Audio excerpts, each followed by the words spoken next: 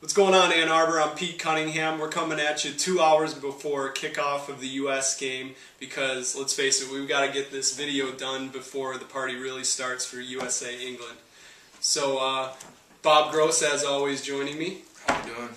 And so let's talk about the early games of Saturday morning. You had South Korea-Greece, a game that we both thought would be a defensive matchup, but it actually ended up South Korea just dominating Greece. I mean, Greece just looked... I don't know how good South Korea is, but I just think Greece looked bad.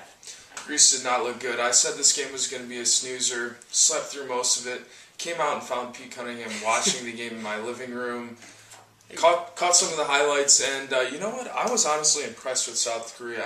I'm pretty sure their youth teams, their U19 teams have been doing pretty well. Greece did not look good. They looked flat, and South Korea, they wanted it, man. Yeah, South Korea really had their way with them, and they scored in the first 6 minutes, and then the rest of the game they were just having fun because, frankly, they could. Let's go into that second game, a game that we both thought was going to be a little more of a high-scoring affair. Argentina did basically dominate, but it only ended up being 1-0, and I wish I could read Spanish because I want to read the Argentine newspapers today that are probably saying Messi is no Maradona just because he wasn't finishing, but he really was playing brilliantly. Just couldn't put that final touch on it. They're about as dominant as you can be, and to get that 1-0 result, I mean, it could have easily been 3-0, 4-0. Nigeria really had no opportunities. I mean, I think they got their first shot on goal somewhere in the second half. 1-0 result, they'll take their 3 points. They're through. All right, keep rolling along here. We're on to Group C, which we'll be playing on Sunday. I know a lot of you U.S. fans are going to be all either really pumped about the U.S. victory or really down about the England defeat, but this Algeria-Slovenia game has huge implications because it's the U.S.'s next opponents.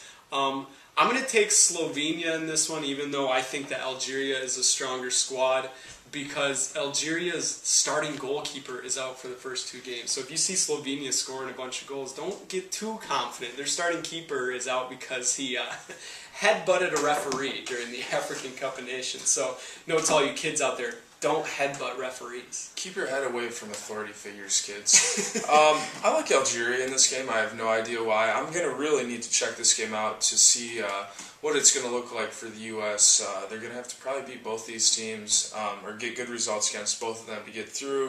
I'll take Algeria 2-0 behind the great leadership of Yazid Missouri. Gesundheit.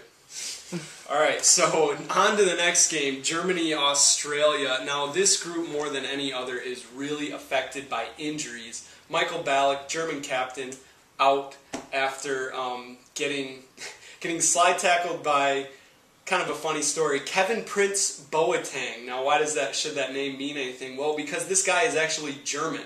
Not only is he German, but his brother plays for the German team, and he's on Ghana. So that's pretty wild stuff there. And Michael Ballack is out for the tournament, but still, Germany is always consistent. No reason to bet against them. I think the only time they haven't advanced is when a certain dictator mandated that they had 5 Austrians on the team. So Germany's a pretty safe bet to win this game and the group. Even without Mikey, I see them getting through. Speaking of injuries, there's also another notable injury in this group. Michael Essien, the star of the Ghana Black Stars, plays midfield for Chelsea. You may remember him 4 years ago. Ghana was in the same group as the U.S., and he just absolutely terrorized that group. Helped lead Ghana to a 2-0 victory over the U.S. He's out, and they'll be facing off against Serbia in the late game on Sunday. I still like the Black Stars. Well, just to go on that further point of Essien being out, Ghana looked amazing against the U.S. in that game, but in the elimination rounds, Essien was suspended for too many yellow cards, and Ghana looked like a totally different team, got dominated, and basically they're going to not have him again. So they're not going to be the Black Stars that you like to see. A lot of people are picking Serbia. I'm still going to go with the Black Stars of Ghana, so who knows? We're both in agreement on that one. So Bob and I went down to the arena in downtown Ann Arbor, had pretty good game atmosphere going on. We heard that Connors was full of English fans, so there was no way we were going down there. But we did run into a English fan or two. So today, and I'd be absolutely depressed that they're playing USA first. It would be a real shame for England to absolutely rub their noses in the dirt, but I'm afraid that's what's going to happen. I'm going to go with that. My name's Shane, and I'm with England. I'm Northern Ireland, but I'm with England today. So yeah, they were English fans, but they were good spirits about it. So you know, we didn't give them too hard of a time, and we'll show you a little bit of footage of what was going on during the game.